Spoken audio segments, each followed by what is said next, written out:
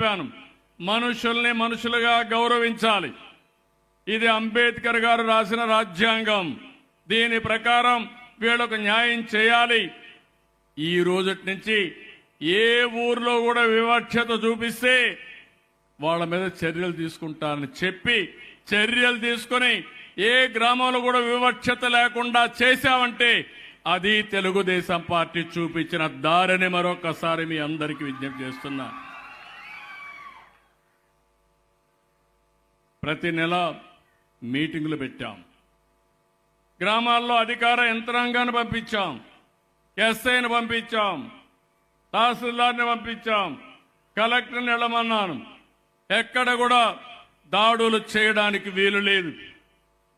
దళితుల హక్కులు కాపాడమని ఆదేశాలు ఇచ్చాను. అలాంటివి చేసిన తర్వాత ఈరోజు నాకు ఎక్కడ కంప్లైంటే రావడం లేదు. ఈరోజు నేను కూడా ఎస్సీ కుటుంబంలో కూర్చొని వాళ్ళు చేసిన పలహారం తీసుకొని వచ్చినప్పుడు ప్రతి ఒక్కరికి ఇది ఒక మెసేజ్. ఎందుకు చెప్తున్నానంటే మనలో కూడా మానవత్వం ఉండాలి.